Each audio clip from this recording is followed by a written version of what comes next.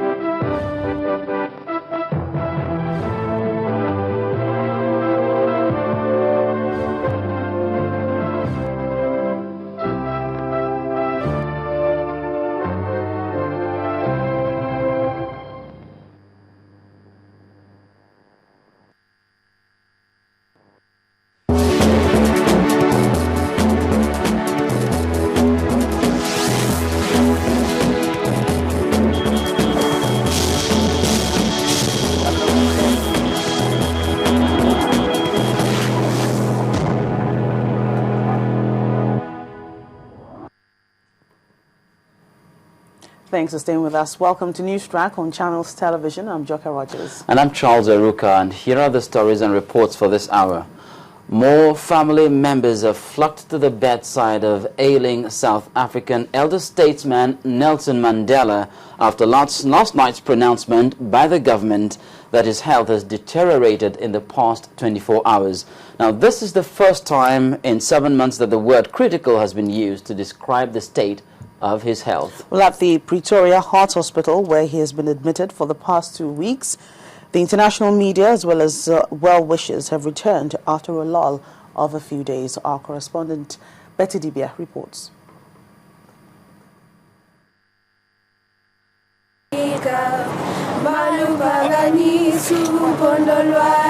The sound of a nation standing together, with hearts holding up a dearly beloved son. Former President Nelson Mandela's stay at this Pretoria hospital has been trailed by a massive outpouring of well-wishers and huge international media attention, just to show how much of a global citizen he is and how dear he is in the hearts of many around the world. Many have feared the worst, and the government has been cautious with information in order not to fuel expectations, speculations, and indeed anxiety among the people. After President Jacob Zuma's visit to the ailing statesman on Sunday night, the statement from the presidency wasn't too comforting for those watching. For the first time, the word critical replaced the phrase serious but steady in connection with Mandela's health. And the international media's attention, which dwindled a few days back, has picked up again. It's actually almost remarkable because I think some of the doctors I'd spoken to just for background chats about his chances. I mean, for a 94-year-old, and he's 95 in exactly a month, for a 94-year-old to pull through this again is actually really against the odds. So I think as soon as he went into hospital, I think there was this deep intake of breath, and I think everyone was wondering whether this is it this time, yeah. And then there was that gap for more than 48 hours after his initial admission to hospital, and there was no news at all, which does make you think that perhaps even inside they didn't know whether he was going to survive. And obviously he was seriously ill, and he is still seriously ill. So yeah, I think there was definitely a fear this time, more than there has been in the past. This is a ticket for a ticket to Kunu, that's Mandela's hometown, to go and stay with the family, to go and encourage them that all the way from Nigeria, we are also with them, the entire Nigerians in Sunnyside. We are with them. We are praying for them with all our hearts. And they have also been camped outside Madiba's home, seen down the road. The media is not allowed to stay too close.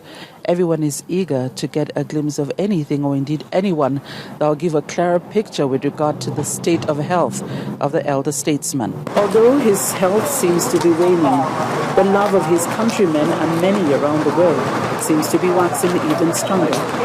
And as President Zuma insists, everyone must keep praying. From the Mediclinic Heart Hospital in Pretoria, South Africa, I'm Betty Dibia, reporting for Channels Television News.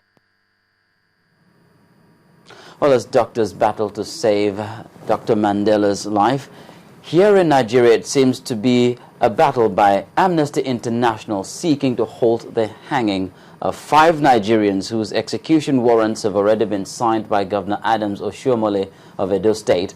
The 5 convicts said to be from Edo State are expected to face the hangman any moment from now.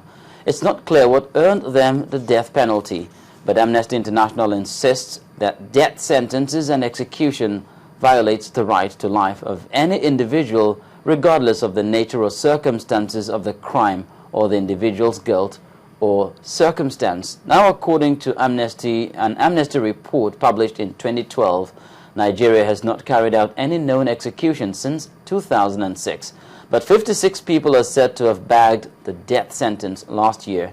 Approximately 1,000 people are reportedly on death row in the country. Meanwhile, Chief Justice Mariam Aloma Mukhtar has urged Sharia court judges to adopt the use of information technology in the administration of justice.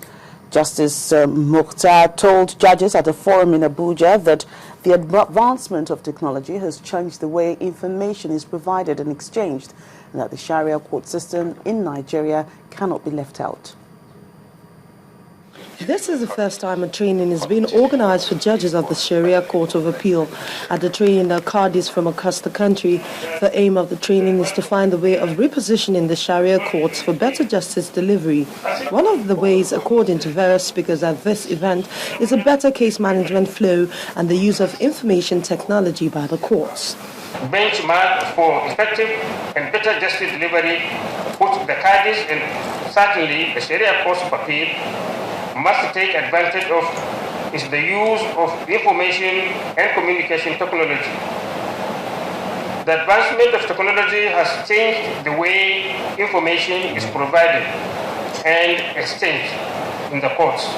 And I urge you, distinguished participants, to master the art of the use of computer technology to enhance your productivity and improve on your adjudicatory duties. The judiciary cannot therefore be left out, but must embrace ICT in all its facets in order to enhance speedy dispensation of justice. As Qadis, you have no option than to key into the current wave of ICT sweeping across the globe in order to reposition the Sharia Court of Appeal for better justice delivery. The Qadis were also warned against corrupt practices, as the National Judicial Council will not take it lightly with anyone found culpable.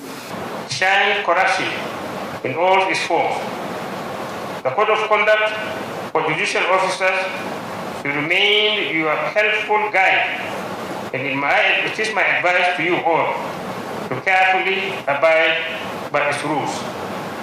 The expectations are that conferences such as this one will enhance the understanding of Sharia law and better justice delivery in the country. Amaka Okafo, Channels Television News. And while the Sharia court judges are being persuaded to embrace information and communication technology, a Lagos High Court sitting in Ikeja has fixed tomorrow, June the 25th, to rule on an application by alleged 419 fraudster Fred Ajudua, seeking to quash the fraud charges against him. After 8 years of absconding from trial, Mr. Ajudua was rearraigned on June the 11th to answer the charges of defrauding 2 foreigners, Messrs. Remy Gina and Pierre Vaigan, of $1.69 million. The crime was said to have been committed between July 1999 and September 2000. Mr. Ajudua today told the court to quash the charges on the grounds that one of his victims has announced his intention to discontinue with the case. Meanwhile, the Economic and Financial Crimes Commission has rearranged the Speaker of the Lagos State House of Assembly, Adeyemi Kuforiji, and his personal assistant, Oyebode Atoyebi. Both men were rearranged at the Federal High Court in Lagos before Justice Ibrahim Buba over their alleged involvement in laundering over 273 million naira belonging to the Lagos State House of Assembly. They both pleaded not guilty to an amended